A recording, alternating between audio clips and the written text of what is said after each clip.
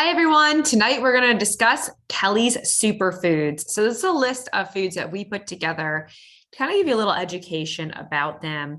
And basically, if we can go back to why I started Kelly's Choice, the message that we have, it is about real people promoting real food. And you're going to see from tonight's presentation, this is all about real food. So basically, any food that is one ingredient that provides nutrients is going to be a superfood. So let's dive into this tonight. So again, superfoods can be used as a marketing term. You're going to see this all over. But some of these things, I want you to be a smart consumer and don't get wrapped up into things that maybe are not superfoods. So again, getting back to those one ingredients is where we want to get to. Superfoods are foods that have high nutrient to calorie ratios that promote health and decrease chronic risk or chronic disease. So eating them can definitely prolong your life. So, and they're definitely the talk of media right now, especially going through COVID. There's tons of people that are sick right now. So we're I think it's actually a good time in nutrition. People are looking at what they're eating more than they ever have. And it's exciting for me because I've been in this industry for over 20 years.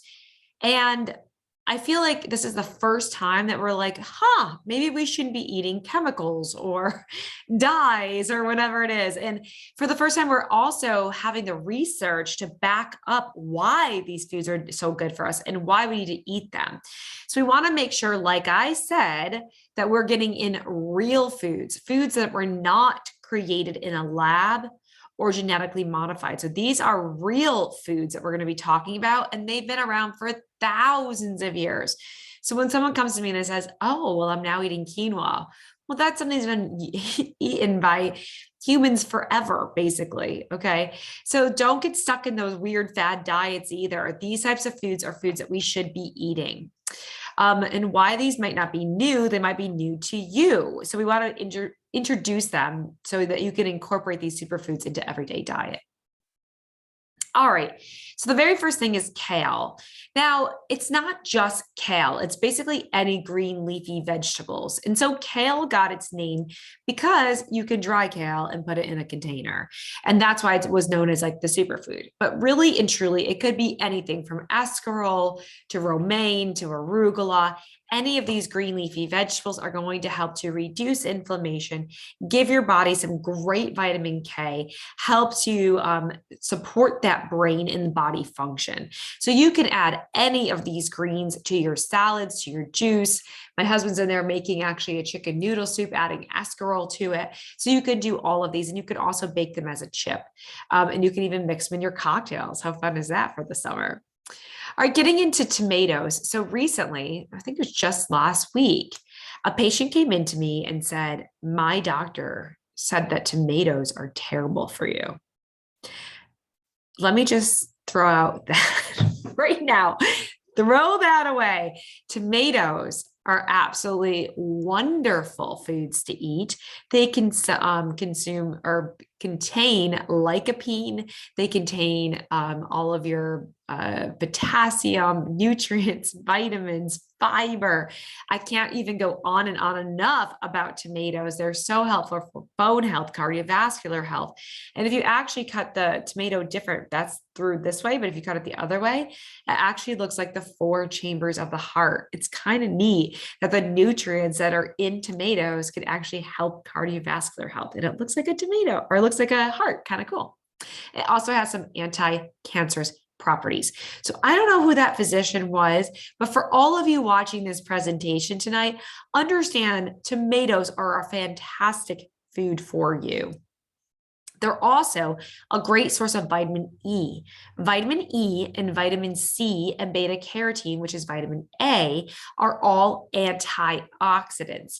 Anytime you add antioxidants to your diet, it's antioxidation, anti-cancer, anti-disease. So that's why we want to make sure that we're getting enough vitamin E, vitamin C, and vitamin A to help rejuvenate those cells, also help to squash disease. So you can add these tomatoes to your favorite salad, soup, sandwich. I love them just whole. I was eating those little yellow ones, the little yellow cherry tomatoes today. Just so you know, the yellow and the orange are less acidic than the red. So if you have any problems with acidity, you can go that way, which can be great. So did you know that there is lots of different varieties? New Girl, Jetstar. I knew that sneeze was coming, excuse me. New Girl, Jetstar, super fantastic, and First Lady. I was very lucky to actually work with an heirloom tomato group out of Michigan, learn all about heirloom tomatoes, the beautiful colors, the nutrients, the vitamins. And so if we go back to heirloom tomatoes, we can actually be getting even more nutrients and more variety. But these are some of the top varieties that you can see out there. But see all these different colors? These are all the beauty of these heirloom tomatoes. All right, so getting into the acai berry. The acai, and that's how you pronounce it, is actually a small, round, black, purple fruit grown in South America. So the first time I was introduced to the acai berry, it was a company that was producing the juice. Now, I just want to make this clear that the juice, whenever we take the juice out, you're not going to be getting all of the nutrients and also the fiber, and you're not getting it in its natural state. So what they were selling, I'm not really sure. So just be a very smart consumer that way to make sure that you're getting the right things. Okay. But these can actually help suffering from fatigue and to really boost up on the energy levels. I love this warning that chocolate covered acai berries will have the lessened effects because of the added sugar. Well, if you did it with dark chocolate that didn't have the sugar added, it would be a benefit. So I kind of get rid of that warning. Unless you're having like just super sugary milk chocolate, you can actually do this very healthfully. But you can add these acai berries to smoothies, oatmeal, cereal, or just have them. They're delicious.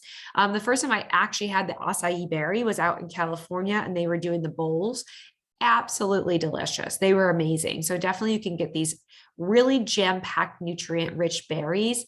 You can get them frozen too. So blueberries, they're coming out right now in our area, which is great. They do have a high content of vitamin K and vitamin C, as well as manganese. So these are nutrients that our body needs. Vitamin K actually helps keep your blood clotting ability there. And vitamin C, again, is that antioxidant. The manganese is going to be a micronutrient that our body needs as well. So making sure that we get in all different types of berries, raspberries, black raspberries, which we have. I just saw it at our house. I'm so excited. We have a whole bunch of black raspberries that are popping out. All of them are going to have a great antioxidant effect. Also, that can help with memory and mental sharpness. And also they have all of the fiber and nutrients that is really good for us too. So they're really good powerhouse food for heart and blood sugar management. Berries are actually, people always say like, but don't they have sugar? You can have an entire cup of berries, a whole cup, like basically an entire clamshell. You can have the entire thing for just 15 carbohydrates. That's pretty amazing. Again, go towards the actual fruit versus doing just the juice. Okay. So you can put them on top of salads, put them in smoothie sandwiches, lots of different ways to use these, all the berries. And there we go. We can use them in yogurt parfaits and things like that too, which I love. So kind of neat because there's not a lot of foods that are native to America. And blueberries actually are. The state of Maine is the single largest producer of blueberries in the entire world. And I got to learn about this when I worked for the cranberry group. And cranberries also, just like blueberries, are native. So kind of interesting that these are natural antioxidant powerhouses that were right here in the US from the beginning. All right, something that wasn't here from the beginning were the black and pinto beans. Any bean, so there's something crazy, like 72 different variety of beans that you can have around the world. Beans are the only food that has been eaten around the world forever, but they are a phenomenal nutrient-packed little thing. I mean, it's just unbelievable how much protein and fiber and nutrients and everything. If you could have beans at each of your meal. You could switch this up. You could do like some black beans with salsa with your eggs in the morning. You could have some navy beans with some tuna fish at lunch. You could have some chili with the kidney beans at dinner. If you could get beans in throughout the day, it would help you to reach that fiber goal, the nutrient goal. I mean, they are truly a powerhouse. They are a superfood. And like I said, there's so many different types of beans that when people say like, oh, I don't really like beans, there's so many varieties that you gotta like something. And even the new hummuses that are out there are so delicious. We just had one today. It was like a lemon garlic, absolutely yummy. So they are anti-inflammatory. They help control blood sugars because of all of the fiber that's in there as well. So they are great to top on salads, grains, vegetables, beans, dips. I mean, so many ways that you can use these beans. And then getting into salmon. So we're doing a lot of work right now with our Dr. Voss, our physiologist, around omega-3s. Omega-3s. So what they are is they are fat that is essential. So they're fatty acids that we need to eat. Okay, so here's the deal. You can get omega-3s from plants. That's called ALA. And what happens is our bodies take in that ALA and have to convert it. So when a fish eats algae, that's a plant-based omega-3, it actually has the enzymes to be able to change it from the ALA, the plant-based, to EPA and DHA. Now, why am I telling you this? It's because when we eat plants, we only absorb about 5% of the omega-3. When we eat fish like salmon, we're going to absorb a much higher amount, around that 90%, because they've actually done the transaction for us. They've turned it to the EPA and DHA, which our body can actually absorb. Now, why is this important? Because omega-3s are anti-inflammatory. That is huge. Anti-inflammation. So see these little lines right here? That's the good, healthy fat. That's the omega-3 that's going to help to bring down inflammation. And salmon tends to be smaller than tuna. So you're going to have less mercury than you would if you have the tuna. Not saying tuna is bad. You can actually get a lot of different, there's a bunch of different ones like Wild Planet, Safe Catch, that really test all the mercury levels so you can get in those omega-3s. And the B12 is also an essential nutrient that we need for nerve functioning. So salmon is an amazing food, and definitely a superfood, and you can have it tons of ways. You can have it steamed, roasted. You can even eat it raw, which I love the sushi. And it's great to pair these together, these superfoods together. So salmon and kale together. All right, so then this gets us into some probiotics. And my daughter was asking yesterday, Mom, what's the difference between probiotics and prebiotics? Probiotics are foods that have live cultures. So when you ferment foods like sauerkraut and kimchi, that has a live culture. That's a probiotic. But it also has fiber, right, from that cabbage. So that's going to be a prebiotic. So sauerkraut and kimchi are both a probiotic with live cultures and a prebiotic with fiber. So hopefully that helps a lot. Plus they have potassium, vitamin K, vitamin C, magnesium, and fiber. These are kind of funny. Did you know that the people in South Korea consume 40 pounds of kimchi per person per year? That's a lot of kimchi, but it's really awesome that they're feeding their digestive tracts. This is another little fun one, that when they're posing for a picture in Korea, they say kimchi instead of cheese, which is really fun. All right, then we're on to the goji berry. So these are also known as wolfberries, and these are from the Himalayas. So these are used as a medicinal plant. They have been used for a long time to treat eye, liver, and kidney ailments. So this is a kind of a sweet tart fruit that's usually sold dried, has the texture of a raisin. So you can add these to anything. You could add to your yogurt parfaits, to your cereal. You could add to anything, but you're going to boost up on vitamin C, A, iron, and fiber, which is really great. Plus they're going to give you some protein. So this is actually a really high amount for a fruit. Usually fruit doesn't really have that much dietary protein, but these goji berries do. All right, cacao powder. Now, recently, you've probably seen the word cacao more than you probably did 20 years ago, because a lot of them are saying like it's 70% cacao or 50% cacao.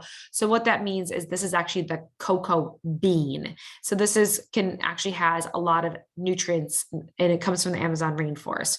But this is very different than your milk chocolate. This does not have added sugar or sweeteners in there. So by getting 100% cacao, it can actually give you a lot of nutrients and vitamins, also help to improve memory, reduce heart disease, shed fat, boost immunity, and help maintain energy throughout the day, which is pretty cool.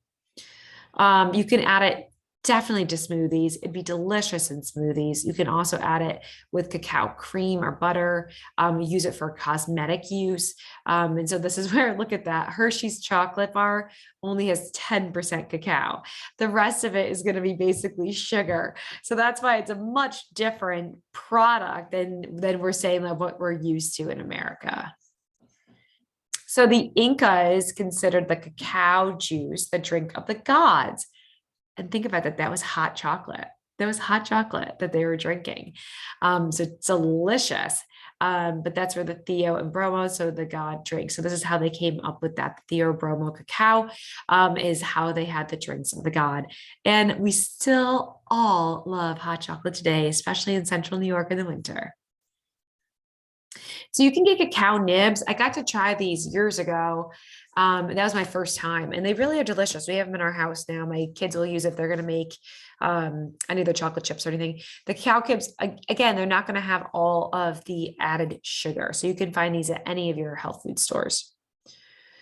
Getting into chia and flaxseed. So this is where we get into those omega-3s, but I really want to talk about the soluble fiber. This is why if you can get, like I said, the beans are going to help you reach that fiber goal. So are chia seeds.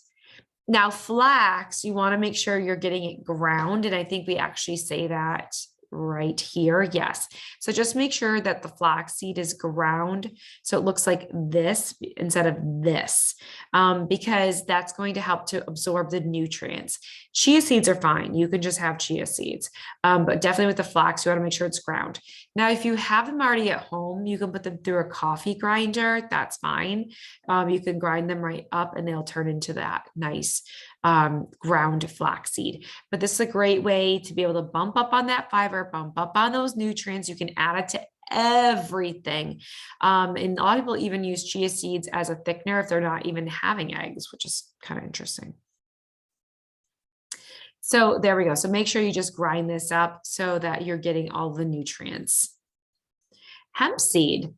We're seeing more of this now that we can do a lot more with the cannabis plant.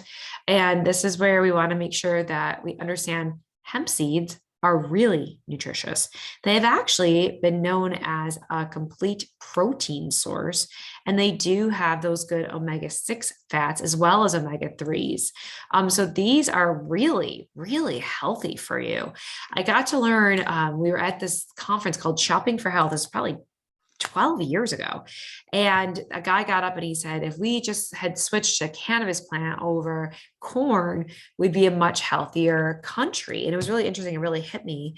But he went through all the reasons. And one of them was the hemp seeds are so dense in nutrition. So they are a complete protein. They actually have all the chains of amino acids, which makes them complete. So this is where not a lot of plant-based proteins are complete, having all of those amino acids, but they do. All right, getting into coconut oil. So the reason why it's controversial is that it's a tropical oil. So it is going to have a saturated fat level. Now, with all fats, we want to make sure we're getting them in moderation. We need fat to absorb fat soluble vitamins like vitamin A, vitamin E, vitamin K, vitamin D. Without fat, we wouldn't be able to absorb those.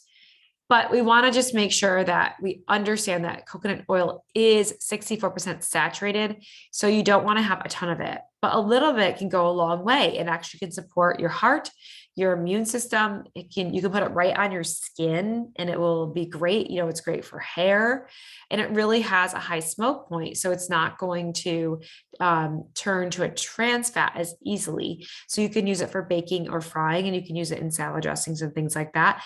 But again, just use it in moderation. But you can actually use it as a mouthwash. It has an antibacterial property. So pretty interesting of all the ways you can use coconut oil. Turmeric. So right before COVID, I was able to go to India with Syracuse University. And when we were down in Chennai, I got to see more turmeric than I've ever seen in my life. I have a picture of it. It's on my social media. So if you go to Kelly's Choice _nutrition and scroll down, you'll see it was a giant, huge truck full of turmeric. It was actually really, really cool to see. So turmeric has been used in Indian cooking for centuries. As you can see there, it has a very, very orange color, and it will totally stain your counters. So if you have white marble counters, be careful, put something down.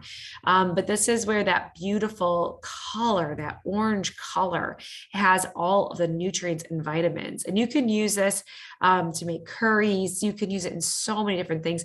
In India, they even use it in ointments to treat the outside of any type of scratches and things like that too. So it's cheap and it's versatile. You can throw it into stir-fry smoothies. You can do anything. It has amazing anti-inflammatory property. But this thing is, you need to use it kind of every day. So if you could just add a little bit to your to all of your meals and add that beautiful orange color, it's really going to add in that anti-inflammatory. All right, and then these get into some of our whole grains. A lot of these grains you're going to see really popping up. Some of you already may have heard of some of these. Millet is kind of new to us. It's actually the original grain of Africa. It's loaded with protein, as you can see, has fiber, it's gluten-free. So you'll see millet in a lot of the gluten-free products, which is good to see. Wheat berries have about 6 grams of fiber, 6 grams of protein. They're delicious. A lot of wheat berries are grown right here in this area, which is kind of cool that they're right here. Bulgur wheat, as you probably have heard of before. Oats, you've all heard of. Farro, the original grain of Italy. It's delicious. My kid's favorite. It has a nutty flavor. It's really good. You can have it cold, have it hot. Has great fiber, has great protein. Freekeh is also one of the original grains of Africa, but that is really loaded with fiber, protein, and calcium. So it's a great way to get the calcium source. And then quinoa, which I'm sure you've heard of by now, that is also gluten-free, has 3 grams of fiber, and definitely is a complete protein. So that's pretty cool too, that you can use it as a complete protein as well as your hemp. So of course, all of your vegetables are going to be superfoods. Broccoli, cauliflower, Brussels sprouts. We can go on and on and on and on. And this presentation could be hours long. But truly, those vegetables are just absolutely delicious. They are superfoods, every single one of them. Even people knock iceberg lettuce. I'm like, it's great. Eat real foods. Eat foods that have one ingredient, and you are eating superfoods. Same with the seaweed paper has got a lot of notoriety lately because it has an iodine quality to it. Iodine is a missing nutrient in the American diet, and it can really mess up your thyroid if you don't get enough. So that's why the seaweed has become really great at getting in that iodine. Also, your squashes, lemons, limes, all of these are fantastic. So definitely avoid marketing tricks. I got to go out in March to Natural Food Expo West, and I was so disappointed that all these foods that are packaged are being called plant-based or superfoods or whatever. They're not. Don't get tricked by marketing. Go back to foods that have one ingredient. Skip the foods that have added sugar, preservatives, and unhealthy additives. Be a smart consumer. I want you to start looking at those labels. If it has one ingredient, you're good to go. Okay, you're good to go. So this is where getting back to the outside of the grocery store, getting into all of the vegetables, the fruits, the meats, the dairy coming around the back with the eggs. So this is where we want to stay on those outskirts of the store to make sure you're getting in all of these superfoods. So in summary, a healthy diet incorporating the variety of superfoods will help keep you fit, fight disease, live longer. It consistently eating these superfoods is not essential to maintaining an all-star diet. The important thing is to remember to have a variety of these beneficial foods while cutting down on processed and unhealthy foods. Remember, everything can fit into a healthy diet, but if the majority of your plate comes from these colors, you're going to be so much healthier and have so much more energy. So your take-home challenge is try at least one new whole grain from that list. Try to make your own kimchi. I got to say, my husband did do it. You can buy a fermenting kit and he made it. It was delicious. And I love sauerkraut too. Baked kale chips with coconut oil, add turmeric for seasoning. And next time you're tired, reach for some acai berries or cacao nibs instead of coffee. So definitely check us out at kellyschoice.org. We love seeing you. We have all of our dietitians in with Blue Cross and Blue Shield, the Empire Plan, Cigna, Aetna. So reach out to us at kellyschoice.org to book your visit. We're excited to work with you. I appreciate you watching today's presentation on superfoods. There's just so much that we can learn about nutrition. It's such a cool field. I'm so lucky to be in it. So definitely reach out to us at kellyschoice.org and follow us on social media at kellyschoice_nutrition. And I hope everyone has a great summer and we'll be back soon to see you all again. So thanks so much. Have a great day.